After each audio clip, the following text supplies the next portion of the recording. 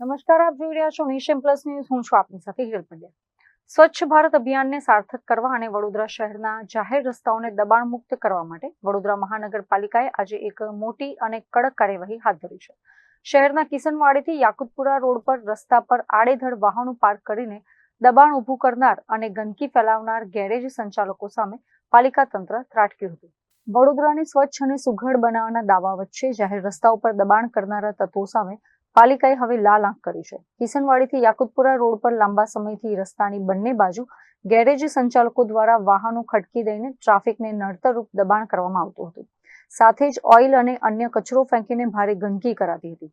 આ અંગેની વ્યાપક ફરિયાદો અને સ્વચ્છતા અભિયાન અંતર્ગત પાલિકાની ટીમે આજે આ વિસ્તારમાં ત્રાટકીને સપાટો બોલાવ્યો હતો. અહીં આવેલા એસવી મોટર્સ નામના ગેરેજ સામે પાલિકાએ કડક કાયદાકીય શસ્ત્ર ઉગામ્યું હતું.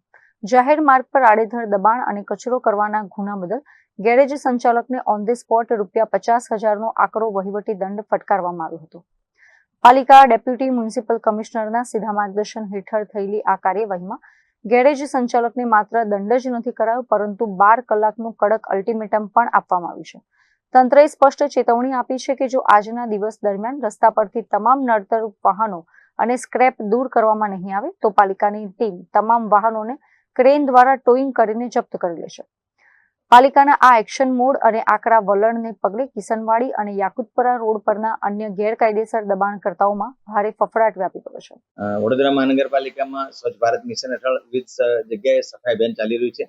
માનનીય કમિશનર સાહેબની સૂચના છે કે તમામ સિનિયર અધિકારીઓ પણ સવારે 7-7:30 વાગે મોર્નિંગ વિઝિટમાં જાય અને કડક કાર્યવાહી કરે. તેના ભાગરૂપે આજ રોજ અમે સવારમાં મોર્નિંગ વિઝિટમાં હતા. તે દરમિયાન કિશનવાડીથી યાકુતપુરા રોડ જે છે તેના પર એક એસવી મોટર્સ નામના જે બિઝનેસમેન હતા તેમણે મોટા પ્રમાણમાં રોડ પર દબાણ અને ગંદકી કરેલ હોવાનું માલુમ પડતા તમામ અમારા અધિકારીઓ, દબાણ શાખાની team, assistant commissioner, road officer, sanitary inspector અને તમામ અધિકારીઓ સાથે મળીને એના પર કાર્યવાહી કરેલ છે અને તેને ₹50,000નો દંડ વસૂલ કરેલ છે.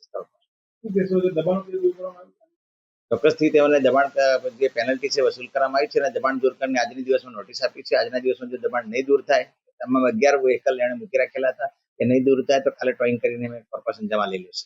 Bureau report, nation plus news, Vadodara. સમાચારોના સતત અપડેટ મેળવવા માટે અમારી નેશન પ્લસ ન્યૂઝની યુટ્યુબ ચેનલને સબસ્ક્રાઇબ કરો, બેલ આઇકન દબાવો અને જોડાયેલા રહો ફેસબુક, ઇન્સ્ટાગ્રામ અને ટ્વિટર પર.